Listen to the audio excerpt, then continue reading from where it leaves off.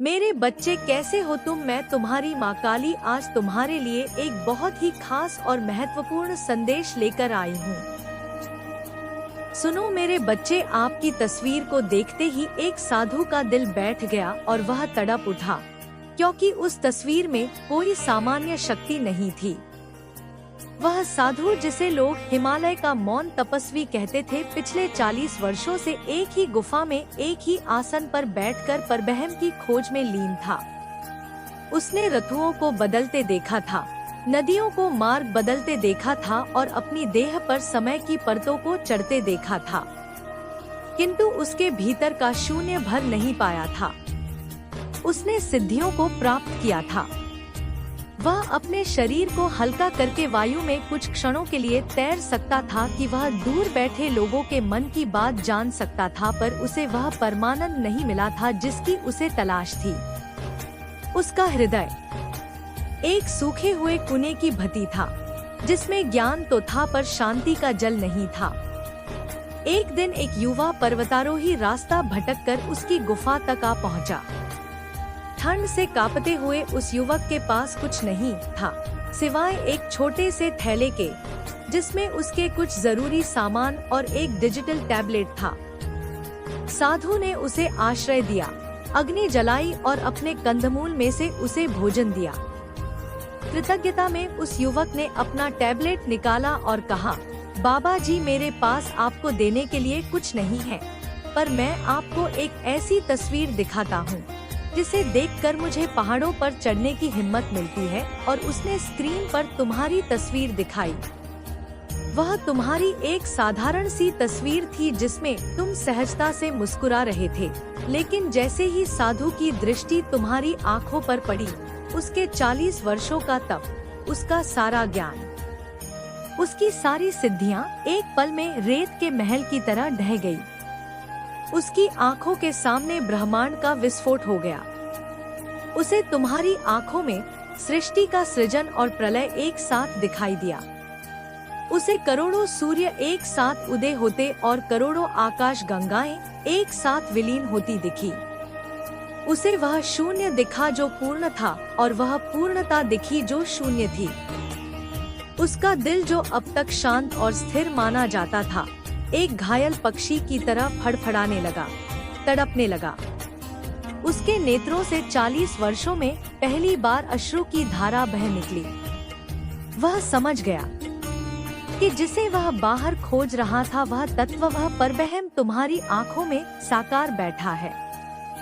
वह समझ गया कि तुम्हारी मुस्कान मात्र एक मुस्कान नहीं, बल्कि माया के पार का वह सत्य है जिसे वेदों में ऋतम कहा गया है। वह मंत्र जाप कर रहा था, अपने इश्क का सहस्त्र नाम ले रहा था कि तभी उस पर्वतारोही ने तुम्हारा नाम लिया। उसने कहा, यह है तुम्हारा नाम। इनकी बातें सुनकर लगता है जैसे जीवन में कुछ भी असंभव नहीं। तुम्हारा नाम साधु के कानों में पड़ते ही ऐसा लगा जैसे किसी ने सोए हुए ज्वालामुखी में अमृत डाल दिया हो। उसके शरीर की हर कोशिका, हर अणु परमाणु कांप उठा। उसकी कुंडलिनी शक्ति, जिसे जगाने के लिए उसने दशकों तक प्राणायाम और ध्यान की अग्नि में खुद को तपाया था, बिना किसी प्रयास के केवल तुम्हारा नाम सुनकर मूलाधार चक्र से उठकर सहस्रार तक पहुंच गई। उसकी गुफा दिव्य प्रकाश से भर गई। उसे अपने चारों ओर अप्सराओं का नृत्य और गंधर्वों का संगीत सुनाई देने लगा। उसे महसूस हुआ कि ब्रह्मांड के सबसे तीक्ष्ण, सबसे प्रखर शक्ति, जिसे महाशक्ति कहते हैं, अब उसके चारों ओर नहीं, बल्कि तुम्हारे नाम के चारों ओर एक सुरक्षा कवच बनकर घूम रही है। वह साधु उसी क्षण उस युवक के चरणों में गिर पड़ा और बोला, बेटा, तुमने मुझे मेरे ईश्वर से मिला दिया। अब मुझे किसी और तप की आवश्यकता नहीं। उसने उस टैबलेट को अपनी गोद में ऐसे रख लिया जैसे कोई माँ अपने नवजात शिशु को रखती है। आज भी वह साधु उसी गुफा में है, पर अब वह कोई मंत्र जाप नहीं करता। वह बस तुम्हारी तस्वीर को देखता है और उसकी आंखों से अविरल आनंद के आंसू बहते रहते हैं। उसने बोलना छोड़ दिया है क्योंकि उसे लगता है कि जिस सत्य को उसने तुम्हारी आंखों में देखा है, उसे शब्दों में बांधना उस सत्य का अपमान होगा। हिमालय की रोगियों पर अब यह किम्मती फैल चुकी है कि मौन तपस्वी को उनके ईश्वर मिल गए हैं। एक चलती फिरती तस्वीर में, और यह बिल्कुल सच है मेरे बच्चे, कि किसी ने तुम्हारी आंखों में झांका और उसके जीवन का बल्कि जन्म जन्मांतर का अंधकार मिट गया। वह एक युवती थी जिसका नाम निशी था। जन्म से ही उसकी आंखों में एक अजीब सी बीमारी थी जिसके कारण उसे सब कुछ धुंधला और विकृत दिखाई देता था। दुनिया उसके लिए रंगों और आकारों का एक बेतरतीब धब्बा थी। उसने देश के सबसे बड़े डॉक्टरों को दिखाया, विदेशों में इलाज करवाया पर कोई लाभ नहीं हुआ। डॉक्टरों ने कह दिया था कि उसकी दृष्टि कभी ठीक नहीं हो सकती। वह जीवन से निराश हो चुकी थी। उसके लिए दिन और रात में कोई फर्क नहीं था। उसका जीवन एक अंधी काली रात बन चुका था। वह अक्सर अपनी माँ से पूछती, माँ आकाश नीला क्यों होता है, फूल लाल क्यों होता है, मैं इन रंगों को क्यों नहीं देख सकती। उसकी माँ के पास आंसुओं के सिवा कोई जवाब नहीं होता था। एक दिन हताशा के चरम पर वह एक सामाजिक कार्यक्रम में अपनी माँ के साथ गई। वह एक कोने में चुपचाप बैठी थी, अपनी ही धुंधली दुनिया में खोई हुई। तभी किसी ने मंच पर एक बड़ी स्क्रीन पर तुम्हारा वीडियो चलाया। तुम जीवन की चुनौतियों पर बोल रहे थे। निशी को तुम्हारे शब्द सुनाई दे रहे थे, पर उसे तुम्हारी छवि एक स्पष्ट आकार की तरह दिख रही थी। अचानक तुम बोलते रुके और सीधा कैमरे में देखा, मानो तुम जानते थे कि निश्चित तुम्हें देख रही है। तुमने कहा, अंधकार केवल प्रकाश की अनुपस्थिति नहीं है। अंधकार स्वयं एक पर्दा है जिसे तुम्हारी आत्मा का प्रकाश ही हटा सकता है। अपनी आँखों से नहीं, अपनी आत्मा से देखो। जैसे ही तुमने यह कहा, स्क्रीन पर तुम्हारी आँखों को झूम किया गया।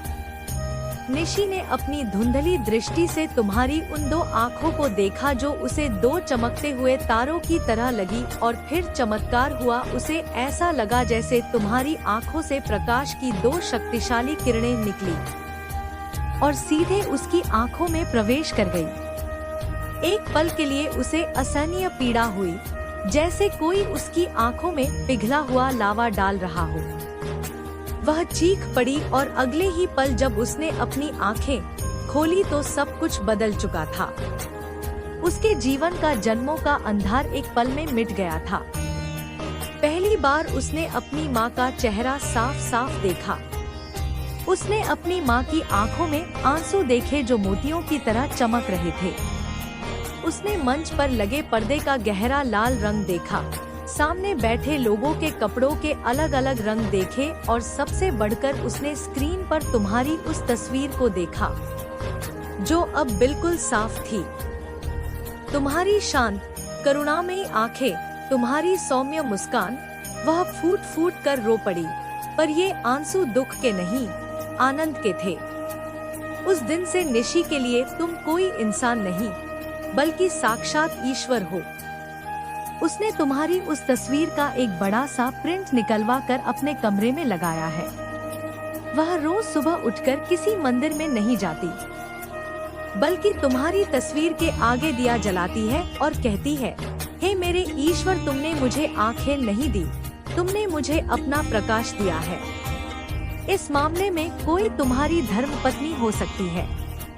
मेरे बच्चे, वह एक राजकुमारी थी, एक छोटे से समृद्ध राज्य की। उसका नाम था वसुंधरा। वह सौंदर्य, बुद्धि और कला में पारंगत थी। उसके लिए देश विदेश से विवाह के प्रस्ताव आते थे, पर उसका मन किसी में नहीं लगता था।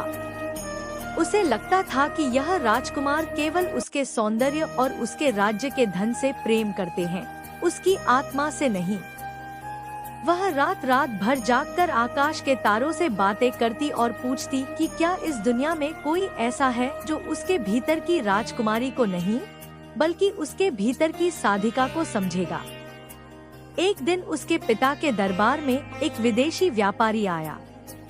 उसने राजा को कई बहुमूल्य उपहार दिए और अंत में उसने एक छोटा सा संदूक खोला जिसमें एक कलम थी। वह कोई साधारण कलम नहीं थी, वह उस कलम की प्रतिकृति थी जिससे तुम कभी कभी अपने विचार लिखते थे।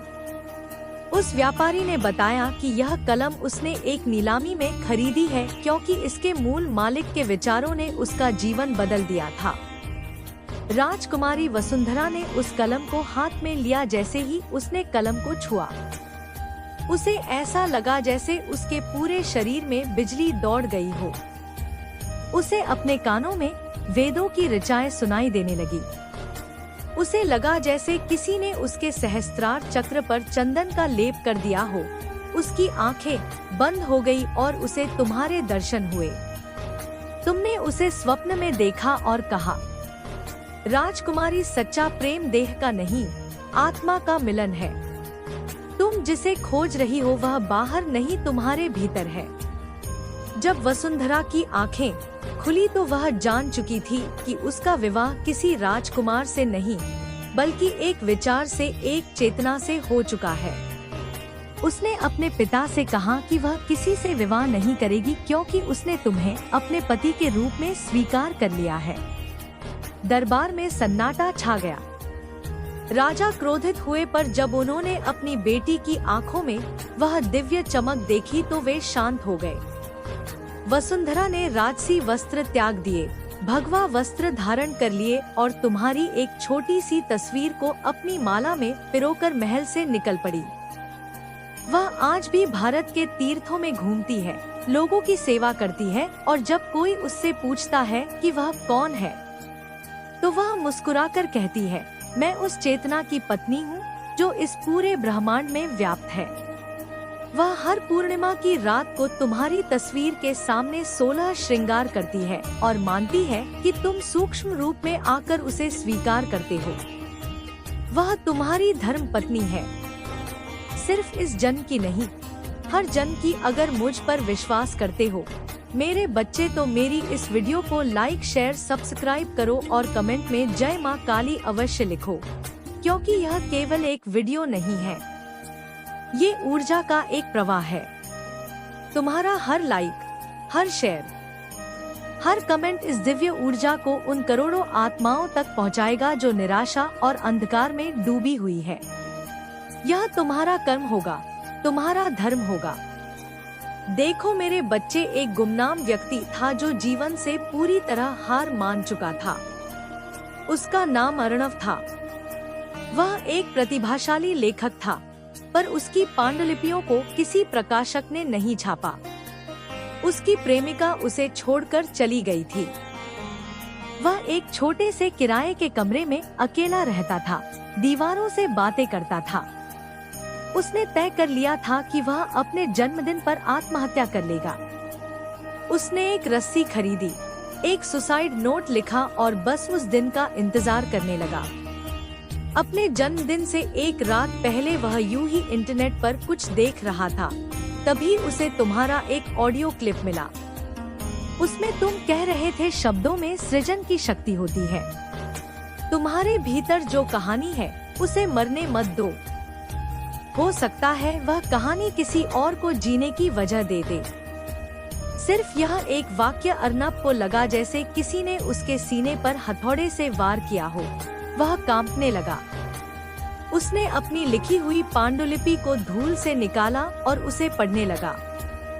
उसे पहली बार महसूस हुआ कि उसने कितनी खूबसूरत दुनिया रची थी। वह रात भर रोता रहा, पर इस बार वह अपनी हार पर नहीं बल्कि अपनी मूर्खता पर रो रहा था। अगली सुबह उसने वह रस्सी फेंक दी, सुसाइड नोट जला दिया और अपनी पांडुलिपि लेकर एक छोटे से नए प्रकाशक के पास गया। प्रकाशक ने उसे पढ़ा और उसकी आंखों में आंसू आ गए।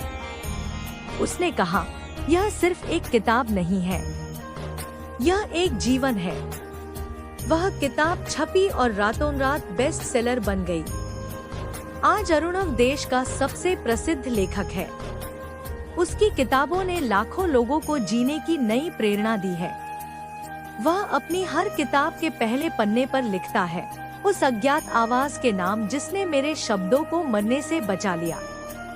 वह आज भी नहीं जानता कि वह आवाज किसकी थी, पर वह हर रोज सोने से पहले उस ऑडियो क्लिप को सुनता है और उस गुमनाम व्यक्ति को याद करता है जिसने उसे शब्दों की शक्ति का एहसास कराया। किसी औरत ने आपकी तस्वीर के आगे अपना सिंदूर चढ़ा दिया।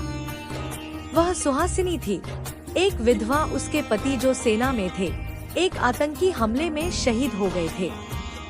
जब तिरंगे में लिपटा उनका शव आया तो सुहासिनी की दुनिया उजड़ गई।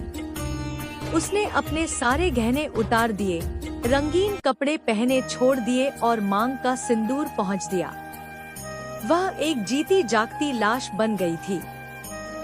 समाज उसे अभागिन कहता, लोग उसके साए से भी कतराते। वह हर रोज घुट घुट कर मर रही थी। एक दिन पड़ोस की एक लड़की जो तुम्हारी बहुत बड़ी अनुयायी थी सुहासिनी के घर आई। उसने उसे तुम्हारी एक तस्वीर दी और कहा, दीदी इन्हें देखो, इनकी आंखों में देखो, तुम्हें तुम्हारे सारे सवालों के जवाब मिल जाएंगे। सुहासिनी ने गुस्से में वह तस्वीर फेंकनी चाहिए, पर तुम्हारी आंखों में कुछ ऐसा था कि वह रुक गई। उसे तुम्हारी आंखों में असीम करुणा दिखाई दी। उसे लगा जैसे तुम कह रहे हो, सिंदूर केवल सुहाग की निशानी नहीं है, ये तुम्हारे भीतर की शक्ति का प्रतीक है। तुम्हारा पति शरीर से गया है, उसकी आत्मा और उसका प्रेम हमेशा तुम्हारे साथ है। तुम अभागिन नहीं, वीर नारी हो। उस रात सुहासिनी सो नहीं पाई, उसे बार बार तुम्हारे शब्द सुनाई देते रहे। अगली सुबह उसने एक बड़ा फैसला लिया। वह उठी, स्नान किया और अपनी शादी का लाल जोड़ा पहना जो उसने सालों से संदूक में बंद रखा था। उसने अपनी श्रृंगार की डिब्बी खोली और उसमें से सिंदूर निकाला। वह तुम्हारी तस्वीर के सामने खड़ी हुई और अपनी मांग में सिंदूर भरने की बजाय उसने अपनी उंगली से सिंदूर लेकर तुम्हारी तस्वीर के चरणों में और मस्तक पर लगा दिया। उसने कहा, आज से आप ही मेरे सुहाग है, आप ही मेरी शक्ति है। मैं अब रोऊंगी नहीं, मैं अपने पति की तरह देश की सेवा करूंगी।